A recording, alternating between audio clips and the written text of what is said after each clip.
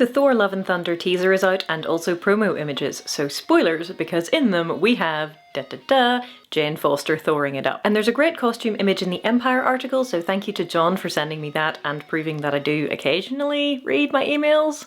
Anyway, I'm liking the outfit. In case we haven't met, I'm Jill Bearup, and here's my bias. I'm not a HEMA person, I'm a drama person. I'm an actor combatant, which means I have a fair amount of practice pretending to use weapons to fight people on stage, and I talk a fair bit about how fights can be used to enhance a story, but if historical accuracy is what you're looking for, I'm patchy at best. So if you wonder when I'm making my tier lists why I grade costume armor the way I do, let's look at Jane Foster. My first question is always going to be, does it look bad to the general movie-going public? Like, is the average moviegoer going to look at this costume and say, honey, are you okay? But MCU costuming is quite standardized, so that doesn't generally happen. Now, that standard does include a lot of leather-esque stuff with metal accents. The colors are generally more muted than you would see in a comic, but there's generally good torso coverage and quite a lot of helmets as well, so it's unlikely you're going to look at an MCU costume and think that it sticks out like a sore thumb. I recently made a 15-ish minute video on Queen Calanthe in the Witcher series and why her armor was just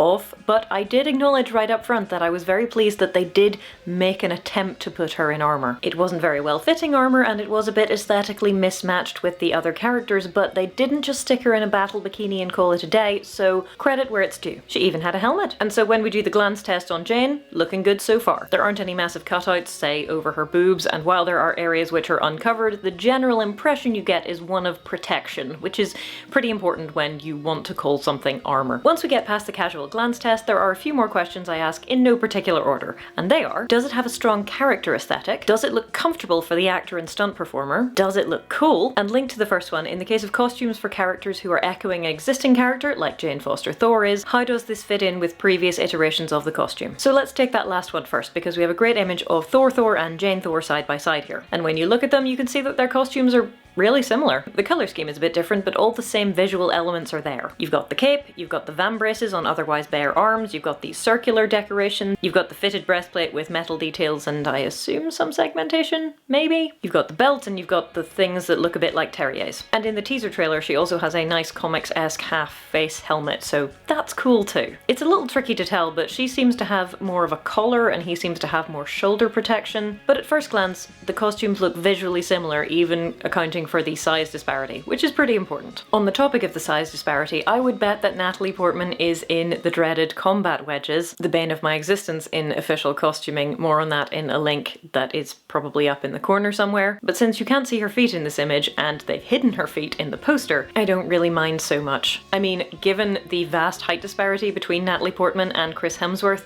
she may just be on a box. One of the things which I expected, but I still like to see, is that everything is proportionately sized. So we don't take the giant circular decorations on Chris Hemsworth's costume and stick them onto Natalie Portman's costume because they would just look comically oversized. They know their business when it comes to looking cool. So on to the other questions. It does indeed have a reasonable character aesthetic, being simultaneously over-the-top dramatic with the cape and the bare arms, and also quasi-futuristic in the material choice. Jane Foster's colours are a little more subdued and a little less contrasting than Thor's bright red and blue and gold and silver, but movie Thor is a very bombastic and colourful character, literally and metaphorically, and so it makes sense that Jane Foster's Thor would be a little bit less brash. Is it comfortable?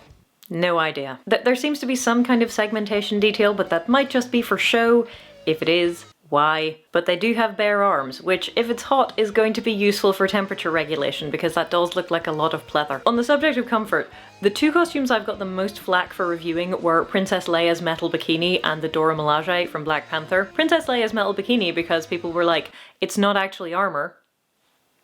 So why did you review it? The answer being, because I was asked to. And the Dora Milaje, either because people thought it would more properly fall into the not actually armor category, fair enough, it does look like textile, or because I thought I was marking it artificially high for points or something. Thing is, I am just incapable of pretending to like things that I don't actually like, which either makes me the best person to go shopping with or the worst.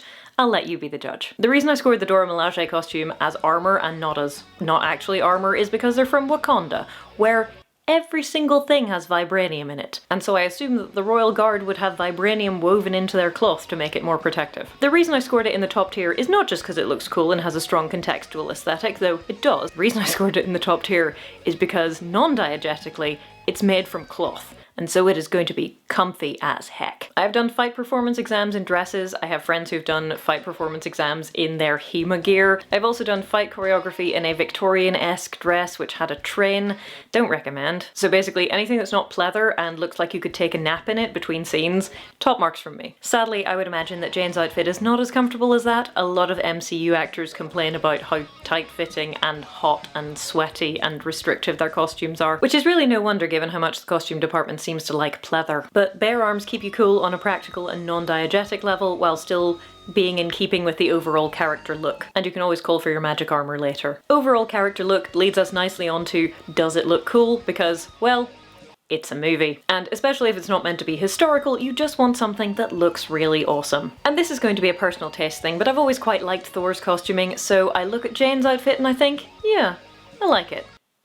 I'd wear it. If you want to hear me rant about combat wedges and why they're useful but I want them kept out of official costuming, there will be a link next to my face somewhere. Or if you want to see me rank a bunch of lady armor, including Lady Sif, which I wasn't quite so keen on, I can help you out there too. And in the comment section of one of those videos, you can find a link to the secret playlist of past videos which have extended versions. You can think of it like the Patreon or channel member taster playlist. If you want to see the extended versions of future videos, you can become a patron or a channel member by clicking one of the buttons or the links below. See you soon!